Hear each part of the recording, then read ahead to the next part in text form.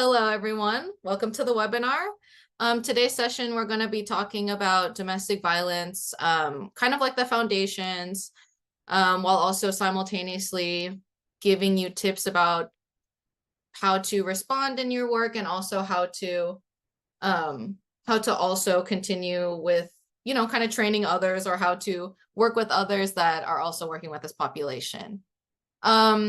And also you can have a copy of this PowerPoint, and some of the slides might be taken out for this purpose, for the purposes of today's session only, and I'm going to get into that a little bit, but you can receive the slides later as well.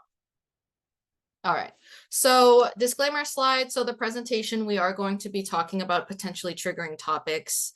If at any point in time you feel triggered, please feel free to step out of the room, turn off your camera, come back to us when you're ready, or we can also just see you in the next one. Also disclaimer, this is a part of a 3-part series about domestic violence and also response. So thank you for joining this first one. If you're not registered for the other ones, let us know, and then we can direct you to where to register for the other one. So as I said, it's kind of a foundational thing. So what is domestic violence? Domestic violence is a pattern of coercive, controlling behavior that can include physical abuse, emotional or psychological abuse. You might have heard it both ways, sexual abuse, or financial abuse. And then domestic violence versus intimate partner violence. So domestic violence can refer to violence among people in a domestic situation. So in a domestic situations means you could be living together. So roommates can also experience domestic violence, but it is also commonly used to refer to intimate partner violence. So intimate partner violence describes violence perpetrated by a partner in a romantic or dating relationship, or even a previous partner in a dating or romantic relationships. So today we're going to be using the terms interchangeably, but in this presentation specifically, we're talking about intimate partners. So anyone can experience domestic abuse or domestic violence, irrespective of age, race, gender, identity, sexuality, and disability, wealth, and lifestyle. And it can happen in any family type or relationship. And I'm seeing some things about in the comments about different types of the pre and post test. If you can't get it figured out, that's also fine. But thank you all for trying. And then continuing forward. All right. So true or false? We're going to do a little true or false if everybody could put it in the chat. So true or false, my reactions can impact domestic violence survivors' ability to seek help. I'm seeing a lot of true in the chat. Seeing a lot of true. All right. Okay, consensus. Giving a lot of true. Does anybody know why or have experience with why our reaction can impact people's ability to seek help? Has anyone had an experience or know why? Feel free to put that in the chat as well. Yes, people can feel heard or supported. Perhaps being too opinionated would result in someone shutting down. Fear of judgment, stigma, or shame, because that can be another voice helping the person see their problem in the right dimension and understand what's really happening. All right, so what I'm seeing in the chat is our response can have a positive and or negative effect.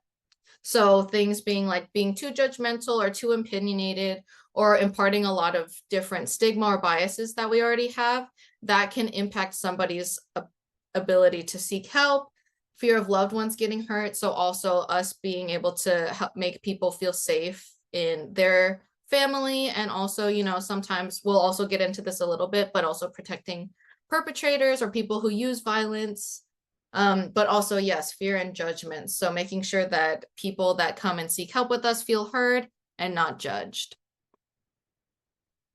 All right, thank you for that. So I know this might be a little bit small. This is what's called the power and control wheel. Some of us might have seen this before. It shows the many ways in which someone can try and control another person.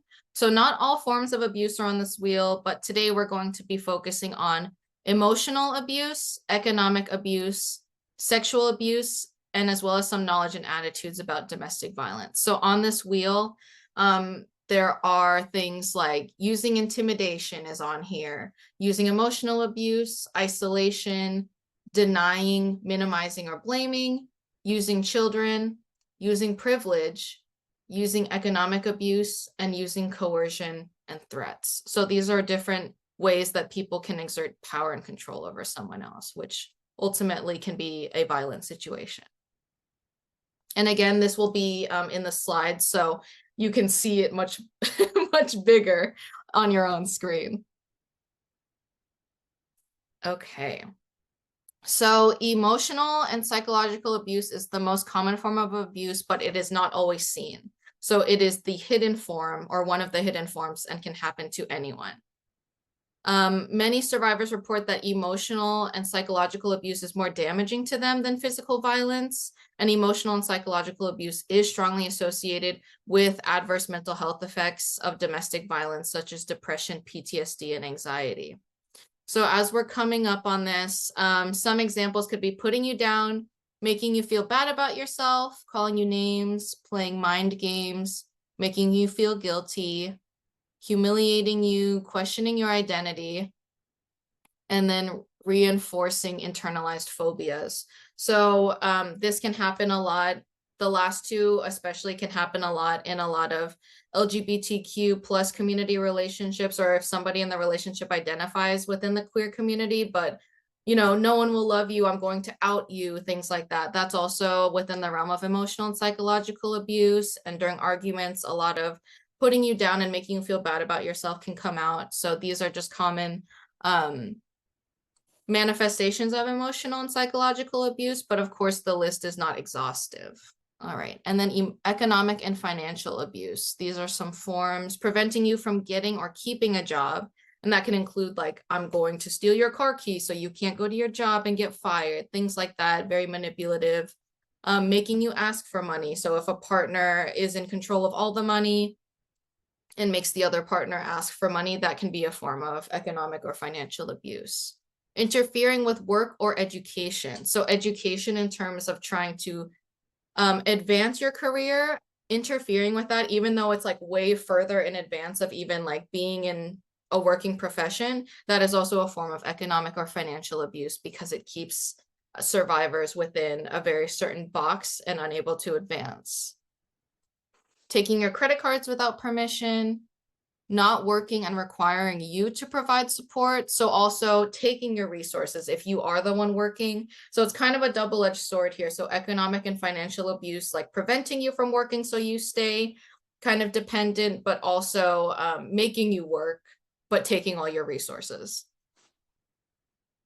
And then keeping your name off joint assets. That can be a big one. Like if people have a home or an apartment and only one person's name is on the lease, they technically do have the power to kick someone out at any time. So things like that can also be under the realm of economic and financial abuse.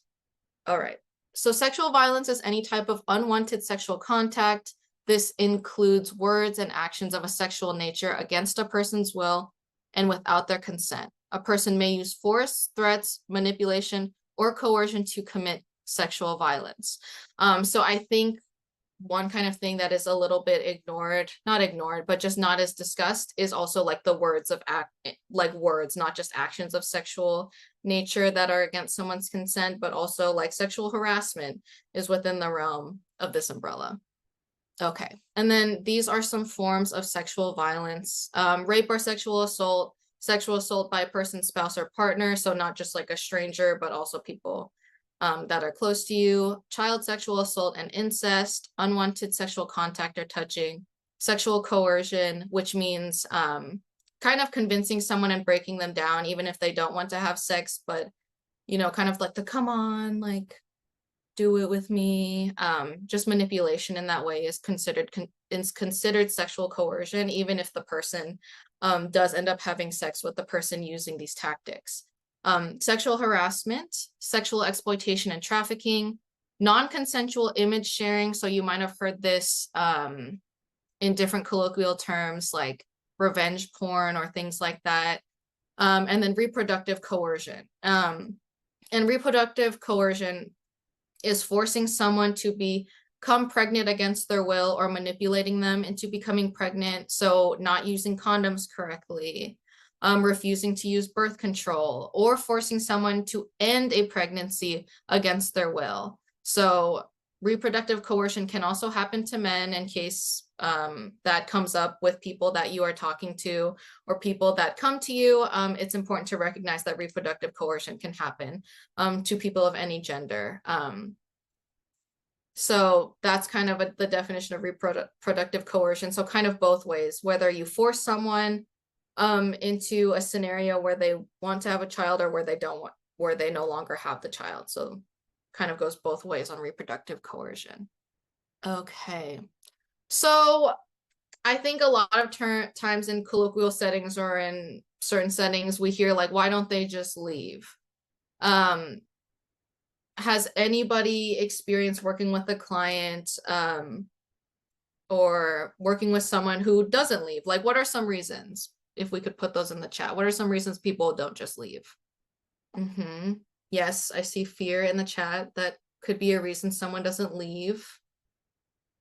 Insecurity, financial reason, that's also why. They love their partner. Danger of being killed by their partner, so escalation of violence. Kids, depression, no familial support. Yes, like no other social support. The kids, repercussions, control of resources by partner. No financial stability, feel that they don't know where to go, threats from the abuser. Immigration status, yes, documentation status could be a reason. And then they don't feel ready. All right. Loneliness, yes, that's also one. So thanks for putting those in the chat. I'm gonna also kind of put a couple that we see on here. So love, someone did mention love, fear, retaliation, which I think is something we also discussed. Also people are still putting in the chat, believing the situation or experience is okay due to culture or religion. Some places, some people do feel that there is a responsibility and that it's okay to kind of experience these situations depending on the person, poor mental health state, and they don't see it as violence. Okay, I'm continuing up here. So immigration or documentation status, law enforcement. So negative experiences with law enforcement, fear of working with law enforcement could also be a reason. Children, judicial system, so not wanting to go through the system of having to call and report the person using violence against them. Cultural beliefs, pressure from family or community, financial reasons, religious beliefs, and nowhere else to go. I think everybody's covered at least and touched a part of this. So it seems like everybody knows a lot of this information. Also seeing sometimes being controlled by a narcissist who makes the other partner feel like something bad will happen if the partner leaves. A lot of that can happen in these types of relationships where there's just a lot of control in the relationship, and then a lot of times that prevents a lot of people from leaving. So that's also something that we need to keep into account, especially when we were talking earlier, can our response affect somebody else's experience? And this is an example of how it can impact that. Coercion and smear campaigns, I'm also seeing that. So fear of like what's going to happen to you, and what your partner can convince other people following leaving the situation. Okay, so now we got a true or false. I should tell a victim of domestic violence that they should leave their abuser. I know we kind of just talked about that, but what do we think? Do we think that's true or false? All right, seeing a lot of false in the chat. Quite a bit of false in the chat. Right. So as we kind of discussed before, there are many reasons why people can stay, and there are many reasons why telling a person to just leave also increases the internalized fear of judgment and shame and stigma that people may face. There are a lot of things that we don't know underlying in people's relationships. Oh, I also see a neutral. Sometimes can be dangerous at the moment. Risk assessment comes first. Yes, if anybody's working directly with clients, risk assessment is something that is very important to address as well. All right. So in this next slide, it's kind of discussing self-determination versus client self-determination. So on the left, self-determination is the act of a person's own will without external forces. Excuse me, it means a person is able to make their own decision according to what they desire. So that differs a little bit from the idea of client self-determination, which is client self-determination is the concept that clients have a right to make their own choices and influence the focus and end goals of their treatment. So while it is important that all of us have our own self-determination in the real world and what we're going to do with our lives, client self-determination is specific to, like a provider and client relationship, but it respects that clients also have their own self-determination and goals for their treatment plan. So if their end goal is not to leave their partner, that is within their own client self-determination. Unless, you are a mandated reporter and you need to report if somebody is in immediate danger of their lives. But in general, client self-determination is supposed to be respected at all times, and they have a right to their own self-determination in their treatment plans. Okay, so I'm going to also put some terms up in here. We can assess if the violence is unidirectional or bidirectional. So unidirectional violence is only one partner perpetrates violence or uses violence. Bidirectional violence is when both partners perpetrate or use violence. And I'm using the words perpetrate and use kind of interchangeably. Also, I see a raised hand in the chat. Is that on purpose? Does someone would want to chat or unmute? I don't know if you have the option to unmute, but okay, the hand went down. So if anybody has any questions, please put them in the chat. But yes, so we can also assess kind of like the nature of the violence based on like what we're kind of seeing in the typology. So defensive violence, violence resistance, this refers to when people who have been abused utilize violence in defense.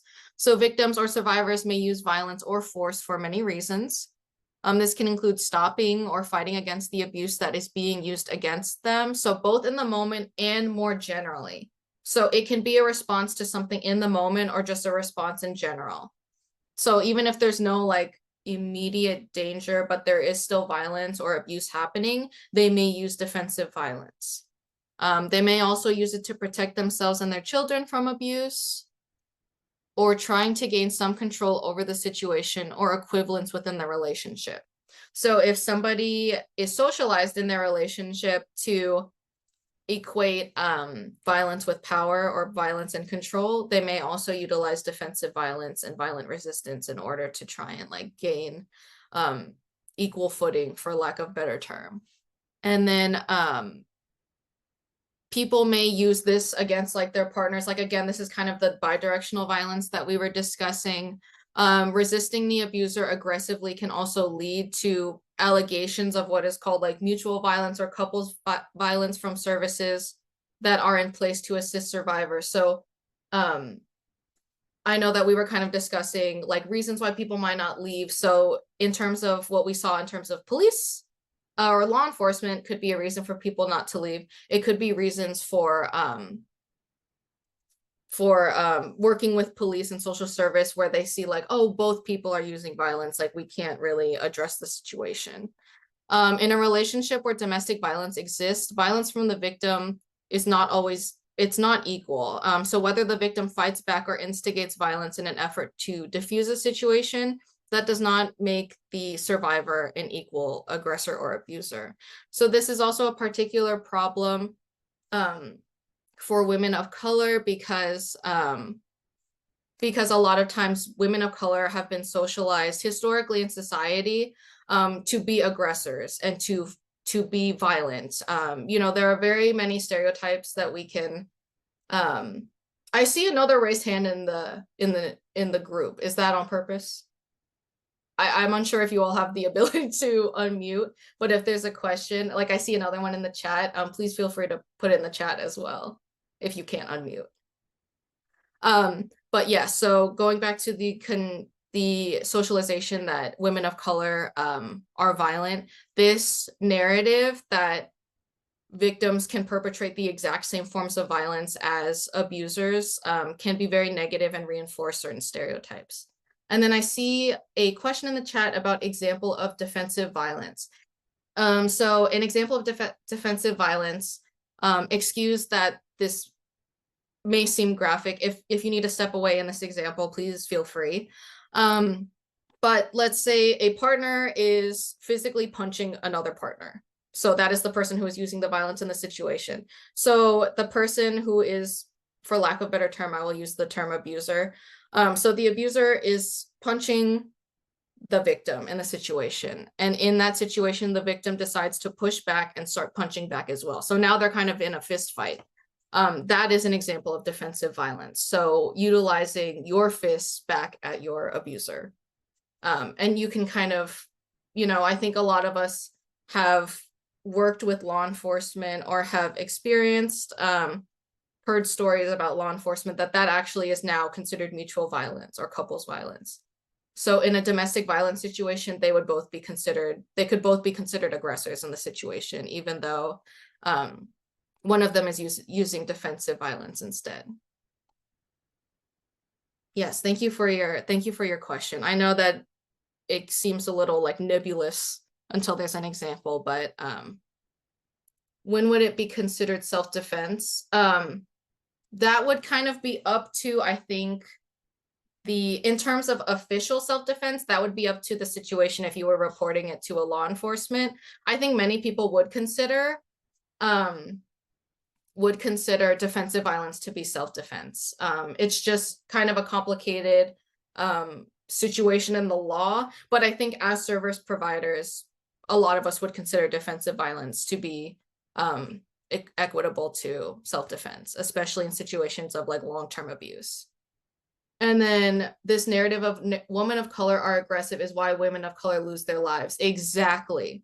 So that is why this is a very particular problem for women of color, where it is not taken as seriously because of this socialized narrative that women of color are more violent or that they are somehow like an aggressor in abusive situations where they are actually the victim. So thank you for also pointing that out. That is a very huge problem, especially in terms of moving within the criminal legal system, starting from when you call the police and then they're saying that this is mutual violence to when it moves to the court system and it's dismissed because of mutual violence or couples violence. So yes, thank you for also emphasizing that this is a very, very important problem and narrative for women of color. So defensive violence and self-defense are very important concepts, and I think a little bit misunderstood in certain common medias or just like the mainstream media. So yes, thank you for that in the chat. Okay, so defensive violence motives. The motivation behind defensive violence is to retaliate is probably not the best word in terms of like this PowerPoint, but resist is, I think, a little bit more accurate. Resist abuse both in the moment and with the intention of preventing future violence. So self or other protection, and to stop and or escape ongoing abuse, and then in response to abuse. And then primary abuse motive. So the motive of the person who uses violence, aka like the perpetrator or abuser, for lack of a better term, the motive of the person who uses the violence is to dominate and control the other person. So while the motivation of defensive violence is to protect yourself or prevent any future abuse, the motivation of primary abuse is to control and dominate. It is important to note who is maintaining power and control in the relationship. And again, here's the wheel again. I'm sorry, it's small. But things like intimidation, emotional abuse, or gaslighting, if anybody's ever heard of gaslighting, isolation, physical abuse, economic abuse, and coercion and threats. So it is important to note that while most cases in the criminal legal system are labeled as mutual violence, there is typically a primary abuser and then someone who is using defensive violence, where the motivation is to stop abuse. So it's important to differentiate between the two. A lot of times in certain context, a lot of people do want what is called a quote unquote perfect victim, where they don't, they don't have any response back. They call the police. It's very cut and dry, but that is very not common. It's not common to just have someone who is considered a perfect victim. Like, there are many trauma responses to abuse, and one of them is defensive violence in order to stop and protect yourself. So that is a very valid response to primary abuse motive. Okay, so this one, true or false, domestic violence is often caused by alcohol and drug use. Is that true or false? Okay, I'm seeing lots of false. Right, okay. All caps false. Okay. Great. Substance use does not cause violence. So there is an association between alcohol misuse and the perpetration and severity of physical violence of an intimate relationship, but it does not cause violence. So that is an important distinction that we as service providers need to continue to, drill into people. It doesn't cause violence. People who may have substance use disorder, that does not make them like inherently like an abuser. So that is an important distinction. So understanding association versus causality. So it is not something that causes violence. A lot of times people will utilize substance use as like a cause or excuse for violence, but it does not cause violence. Problematic alcohol and drug use are risk factors for severe violence and homicide, but it is a very important distinction in order to not cause a lot of socialized, we're talking about socialization and how people are viewed in society. It is important to not criminalize or demonize people that utilize substance use and try and say that that is equitable to them being an abuser. So while it can influence some parts of abuse, including like the severity, it does not cause violence. And yes, thank you all for participating in the chat on that one. So yes, in a study that Dr. Jill Messing did, so Dr. Jill Messing is the creator of Survivor Link. You can see like our little logo down here. It's a part of AmeriCorps, if anybody's heard of it. So she's the creator of Survivor Link, which is used to kind of emphasize and educate and advocate for survivors. She did a study and it was found that alcohol is not the cause of violence, but it can, again, like I said, kind of increase the severity. Yes, thank you for discussion in the chat as well. Yes, like substance use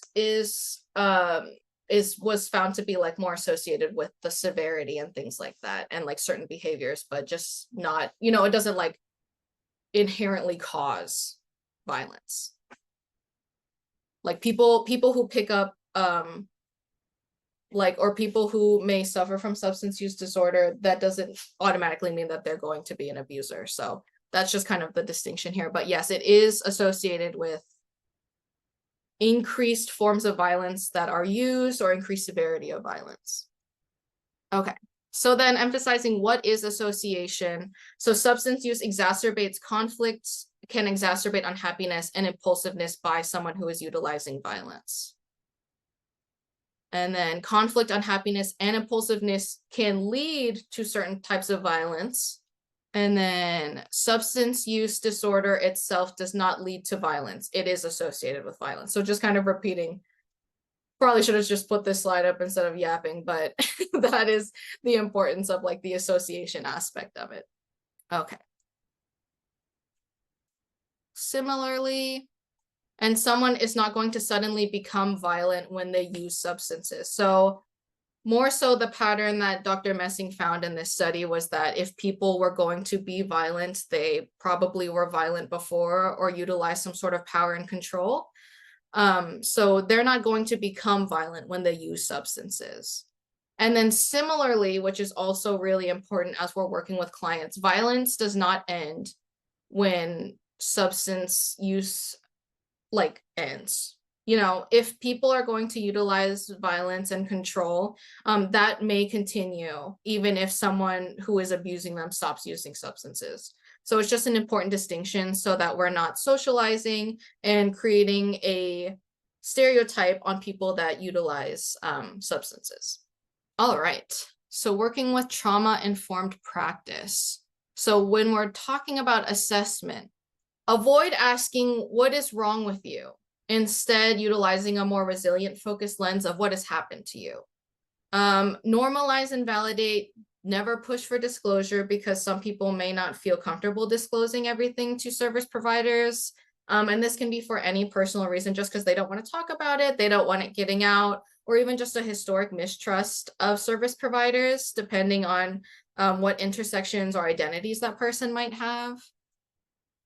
And then also screening for coercive control, trauma symptoms, and safety needs. So not just physical violence, like looking past like, oh, this person has a few bruises, I think we need to start thinking about domestic violence response, but also understanding that coercive control and trauma and safety needs can influence our response as service providers. Language matters. Using terms like survivor instead of victim if they prefer. It kind of depends on the person, but survivor of abuse is typically like what is used. Avoid judgmental language about choices. So example, like, why did you stay? Things like why would you do this can create a very uncomfortable environment. And then, okay, boundaries and consent.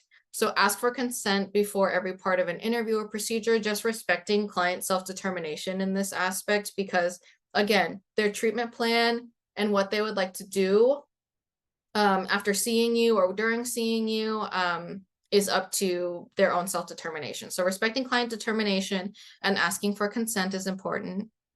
And then clearly outlining confidentiality and its limits. So especially related to mandated reporting. And we actually kind of discussed that earlier in the chat. So making sure that if people are in an extremely risky situation where you as the service provider know that there's immediate risk to their lives or the lives of someone, or you suspect like very extreme abuse, that you will also need to discuss like prior to a lot of disclosure and before your assessment to discuss the limits of confidentiality, because that will definitely influence the experience and safety that the client may feel.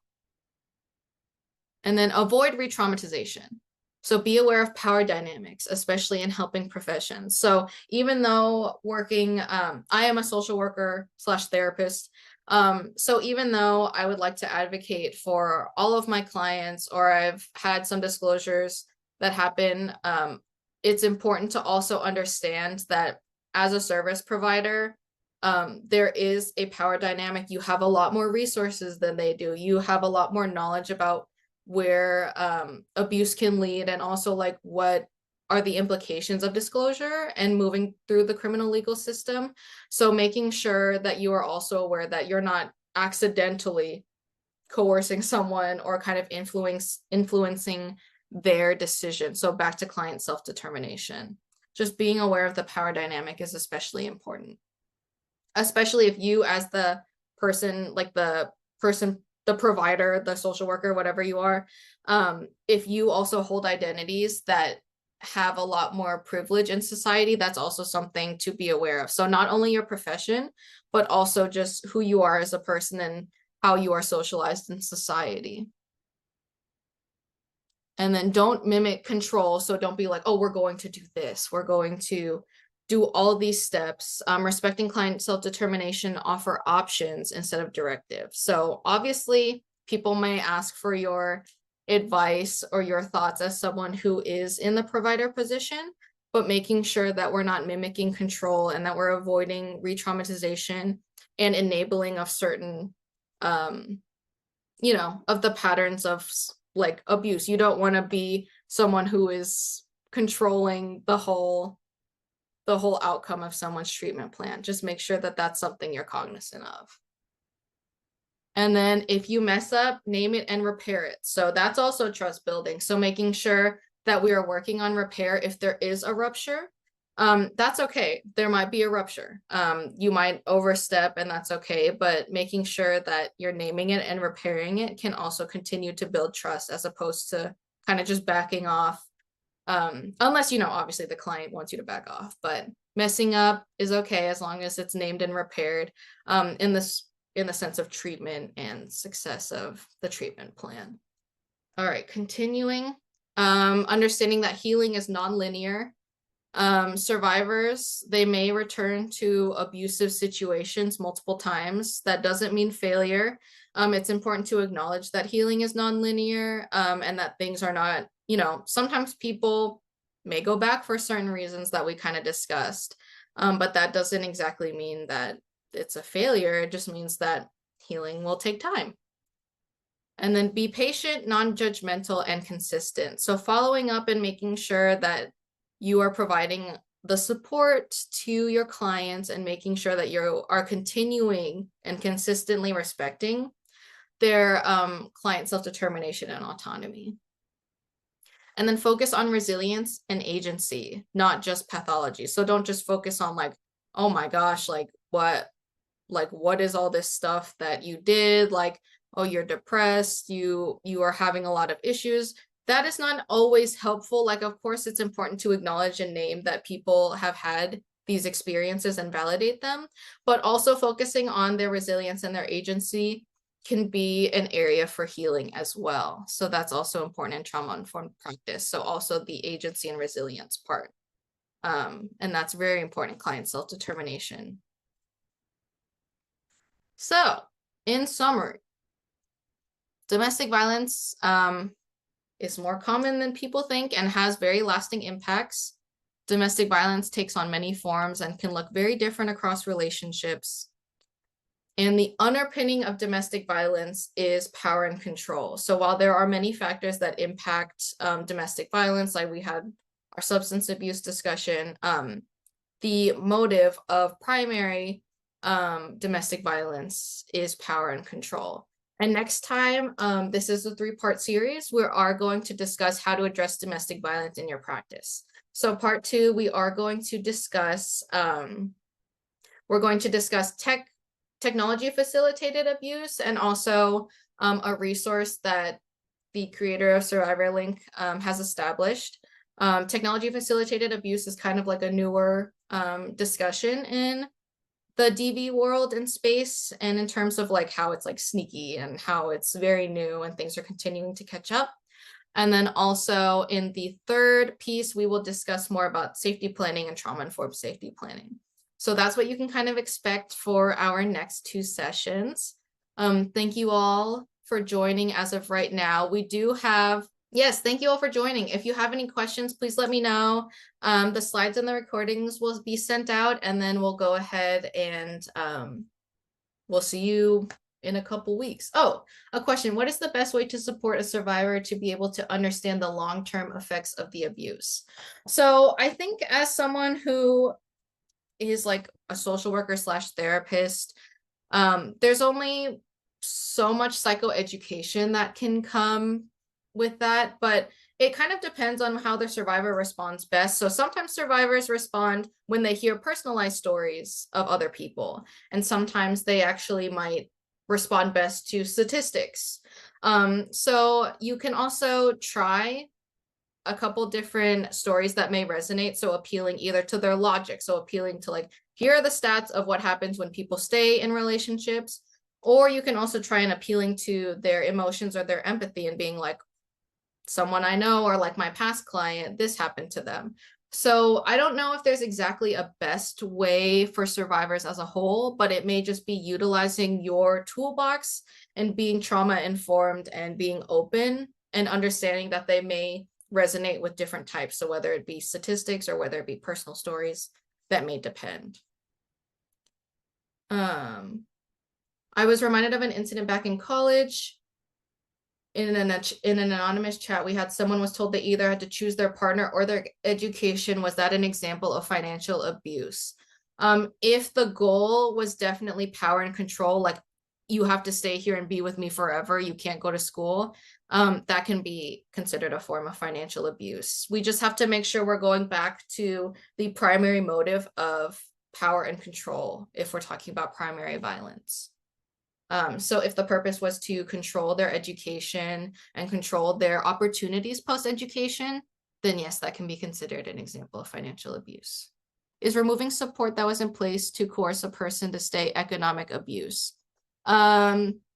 If the resources in place were things like, I'm going to take away your home, or I'm going to somehow prevent you from working on your job, then yes, that would be economic abuse. If it was social support, that is more in the realm of isolation and emotional or psychological abuse. Thank you, everyone. Thank you. Adding someone to a life policy without their consent is considered abuse. It can be if it's in the realm of needing power and control, like if it's in preparation for potential intimate partner homicide, yes, that is considered abuse. And then also, like, if they just want the money in case their partner dies without their consent, that's considered wanting the power over them or power over their assets post-mortem. Oh, yes, I would say actually intimate partner violence is also, it is considered still intimate partner violence if it's a previous romantic partner. If you don't tell someone to leave their abuser, how would you handle that situation? So utilizing a trauma-informed lens, if somebody does not want to leave their abuser or their partner who is utilizing violence, it would be more about questions about autonomy. So what would make you feel safe in this situation? Or is there anything that would make this situation like better for you? Are there any resources I can provide to make sure you are safe, including things like a safety plan? So just so we have something in our back pocket in case you do make a decision to leave later, but making sure that language is very non-judgmental. So not like, oh, you're not going to leave your partner, really. But just making sure they have the things that they need to make an informed decision. So whether they stay or they don't stay. So things like, here are some resources about like people who stay, but there are also resources for, there's safety planning. There are food banks. There are things where you can still get resources. And there's education.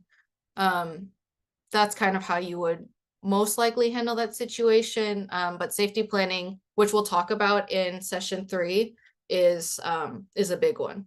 So just making sure they have the informed consent and decision making for if that ever changes.